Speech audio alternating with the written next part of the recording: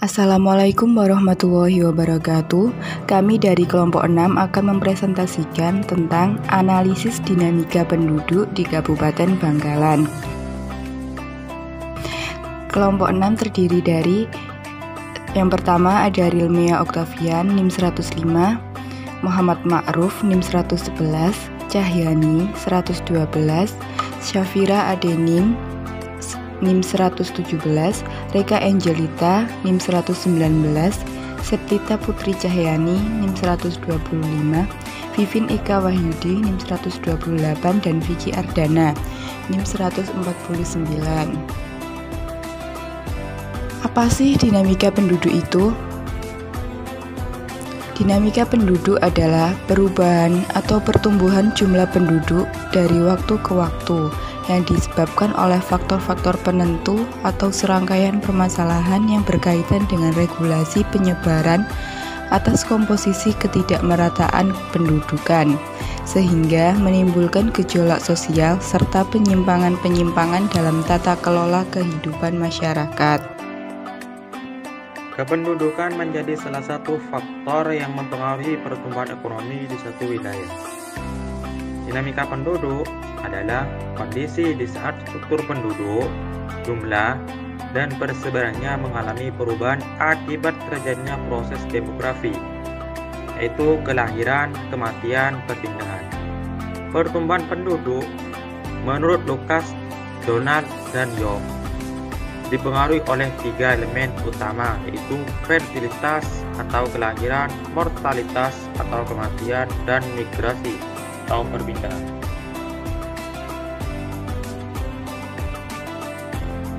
Faktor-faktor yang mempengaruhi dinamika penduduk yaitu 1. Adanya fertilitas, 2. Adanya perkawinan, 3. Adanya mortalitas, 4. Adanya migrasi, dan 5. Adanya perceraian. Salah satu komponen demografi yang dapat mempengaruhi proses demografi adalah kelahiran atau fertilitas. Istilah fertilitas diartikan sebagai kemampuan seorang wanita atau sekelompok wanita subur. Bahwa kelahiran atau yang biasa disebut dengan natalitas adalah tingkat kelahiran hidup dari seorang wanita selama masa reproduksinya. Maksudnya, masa seorang wanita siap untuk melahirkan keturunan. Berikut tabel dari tahun 2016 hingga tahun 2018 terhadap jumlah angka kelahiran di Kabupaten Bangkalan. Dengan mengetahui angka kelahiran atau jumlah anak yang dilahirkan pada tahun 2016 sebanyak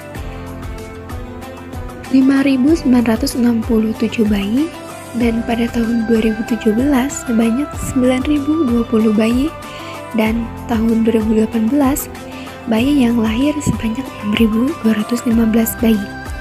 Dan dari data yang diperoleh di atas, bahwa atau menunjukkan angka kelahiran di Kabupaten Bangkalan pada tahun 2016 hingga 2018 yaitu stabil dan tergolong rendah.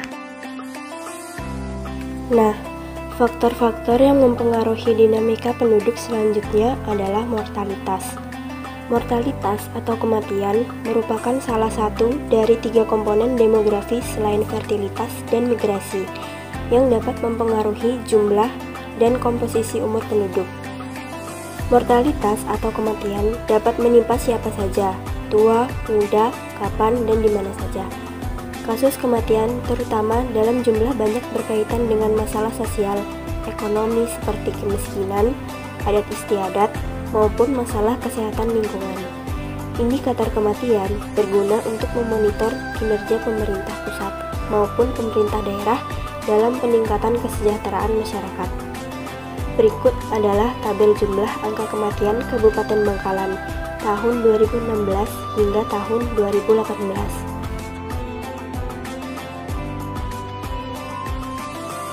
Dari jumlah penduduk Kabupaten Bangkalan, berdasarkan tabel tersebut, bahwa terjadi peristiwa kematian pada tahun 2018 dari jumlah penduduk 1.070.617 orang dan yang mati adalah 6.343 orang, maka dapat dihitung dari setiap 1.000 penduduk terdapat angka 6 orang penduduk yang mati. Kematian juga dapat disebabkan dari faktor umur, kesehatan, dan faktor lainnya yang mengakibatkan menurunnya jumlah penduduk yang ada. Akan tetapi, kalau dibandingkan jumlah penduduk yang lahir, bahwa angka kematian tidaklah menunjukkan perubahan yang berarti. Baik, saya akan menjelaskan mengenai migrasi. Apa sih migrasi itu? Migrasi adalah perpindahan penduduk dengan tujuan untuk menetap dari satu tempat ke tempat lain, melewati batas administratif atau migrasi internal, atau migrasi nasional dan migrasi internasional, atau perpindahan ke negara lain. Dengan kata lain, migrasi diartikan sebagai perpindahan yang relatif permanen dari suatu daerah ke daerah lain. Pada hakikatnya, migrasi penduduk merupakan refleksi perbedaan pertumbuhan ekonomi dan ketidakmerataan fasilitas pembangunan antara satu daerah dengan daerah lain. Berikut merupakan tabel migrasi penduduk Kabupaten Bangkalan tahun 2018.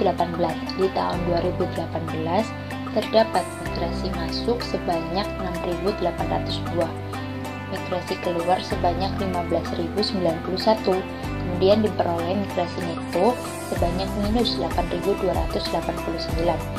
Untuk mengetahui asal-muasal migrasi neto, yaitu berasal dari migrasi masuk dikurangi migrasi keluar.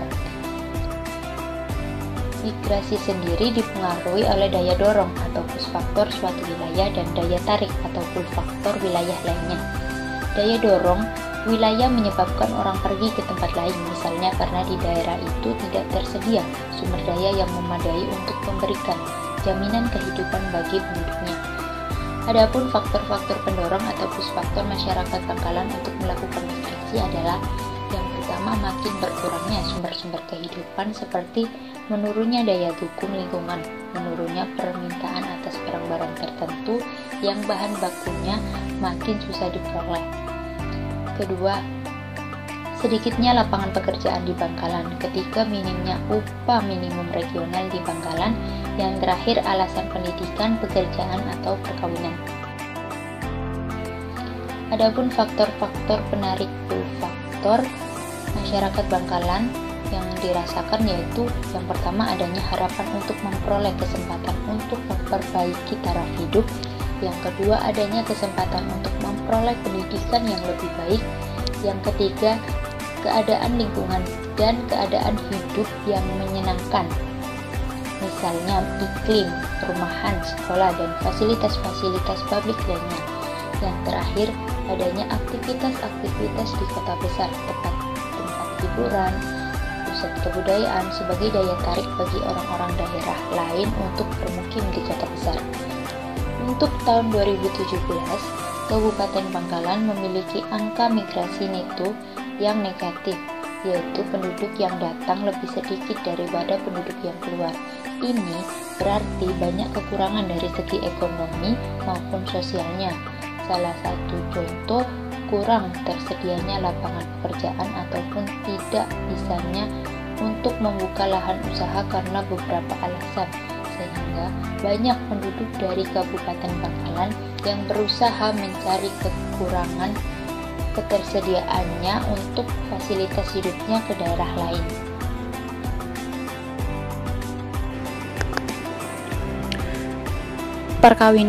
Perkawinan adalah ikatan lahir batin antara seorang pria dan seorang wanita sebagai suami istri dengan tujuan membentuk keluarga atau rumah tangga yang bahagia dan kekal berdasarkan ketuhanan yang Maha Esa. Menurut Badan Pusat Statistik, perkawinan adalah seorang yang berstatus kawin apabila mereka terikat dalam suatu pernikahan saat pencacahan. Presentase usia perkawinan pertama Kabupaten Bangkalan pada tahun 2014 sampai tahun 2017 dapat dilihat di gambar di bawah ini.